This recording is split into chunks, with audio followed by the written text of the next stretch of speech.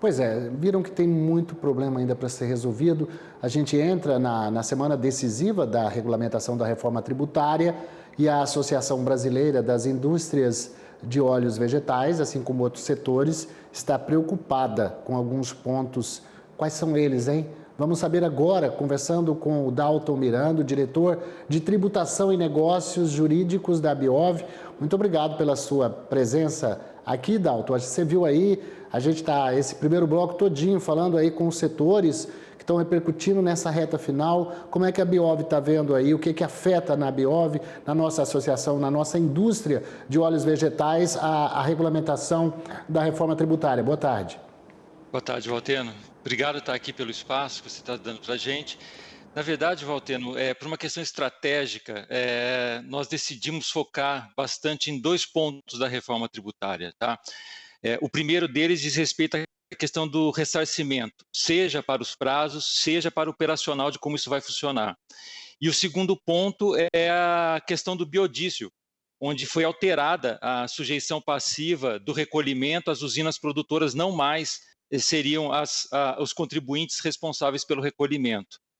Quanto ao primeiro ponto, Valteno, a nossa preocupação reside no seguinte fato: nós entendemos que há no texto, tanto no original como no substitutivo agora, uma armadilha para todos os contribuintes, tá? Independente do setor de atuação, que está lá no artigo 58 do PLP 68, que é o seguinte: diz que a partir do momento que o fisco abrir um procedimento fiscalizatório, se suspende a possibilidade do ressarcimento, ou seja, da devolução, e aí em até 1 ano esse procedimento poderá ficar aberto e não haverá a devolução dos créditos aos contribuintes. Ou seja, o procedimento fiscalizatório, preciso ter bem claro para o seu telespectador aí, ele é um procedimento ordinário, é um procedimento comum que a fiscalização realiza de tempos em tempos, tá?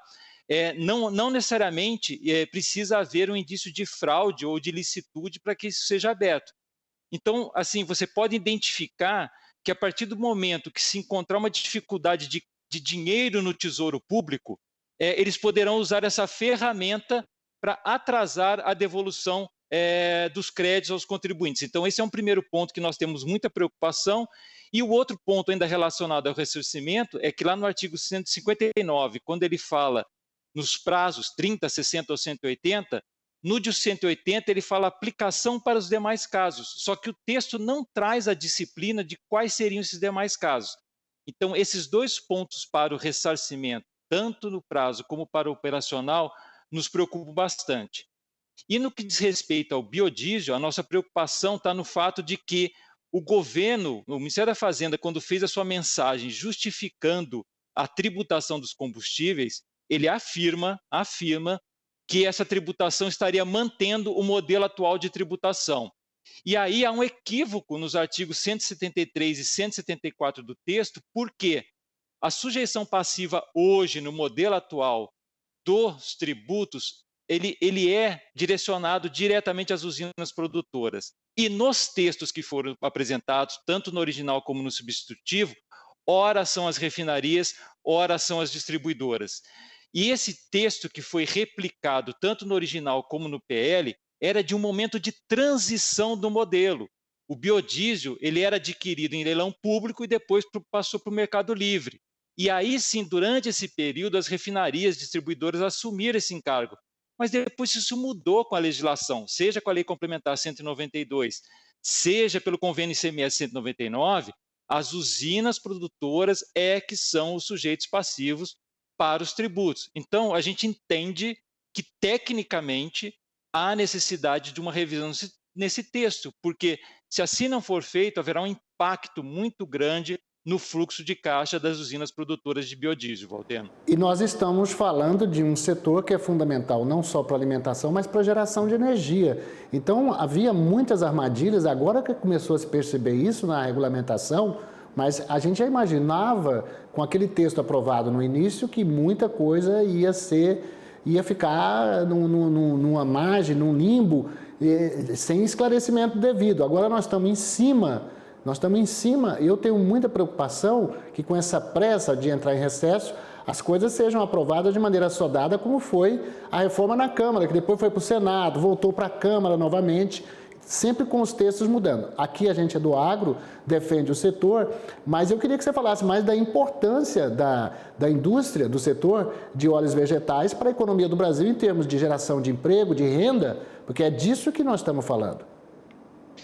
Isso, Volteno, exato. Nós, como vocês sabemos, a Biov representa aí 20 empresas que estão relacionadas à produção de farelo, que é destinado à ração para proteína animal, ou seja, nós teremos um impacto caso alguma dessas armadilhas não sejam desativadas do texto, impactarão no final a proteína animal também, o setor de proteína animal.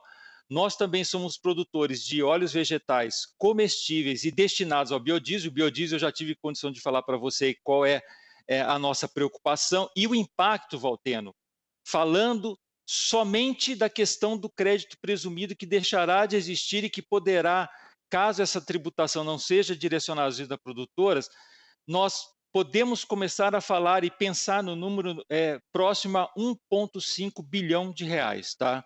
Esse número é muito maior, porque você precisa ainda levar em questão a consideração do ICMS, esses cálculos ainda estão sendo elaborados, e também nós somos exportadores. E no que diz respeito à exportação, nós também temos algumas preocupações no texto com relação a obrigações acessórias que foram postas e que, se não revisadas a tempo, e acredito que esse tempo é muito curto, porque nós temos informações que possivelmente o texto vai começar a ser apreciado na data de amanhã pela Câmara dos Deputados. Hoje, um requerimento será apresentado, analisado em plenário, e se for aprovado amanhã, já se começa a análise do texto com possível votação no curso do dia de amanhã. Então, nós temos aí um mercado que pode ser extremamente impactado, que é muito importante para o país, como você disse, mas que está sujeito a esse projeto, a essa proposta de revisão do sistema tributário nacional, que, a nosso ver, é muito fiscal, muito fiscal. Ela, na verdade, traz para esse texto situações que a Receita Federal não conseguiu resolver lá no curso do tempo e tenta agora, de alguma forma, trazer essas armadilhas ou essas obrigações para esse texto que vai ser votado amanhã e que nos parece, de fato, vai ser aprovado como está posto, o que é bastante preocupante. Bom, de qualquer forma, há muitas negociações ainda e há uma expectativa de mudanças no plenário, na hora da votação. Então, essas horas que antecedem são importantes para a gente poder informar a população, para que haja uma negociação. A gente sabe que o Congresso está cheio de setores que representam a economia brasileira, conversando com os parlamentares. Eu acho que haverá oportunidade também para o bom senso, Dalto. E a gente agradece a sua participação aqui no AgroTarde com as informações e vamos continuar acompanhando. A gente está com o repórter lá no Congresso. Durante toda a edição do AgroTarde, a gente vai estar repercutindo com os diversos setores da cadeia do agro brasileiro o impacto da regulamentação da reforma tributária. Tá ótimo, eu que agradeço e deixo mais uma vez um recado aí com aquela preocupação de todos os setores que é com relação ao ressarcimento, tanto para os prazos como para o operacional, que nós acreditamos que é uma armadilha muito grande e que a Receita poderá atrasar aí bastante a devolução dos créditos, o que vai contra, inclusive, o discurso do que o secretário Api vem publicitando aí no curso do tempo. Mas obrigado, Valteno, pelo espaço. Tá certo.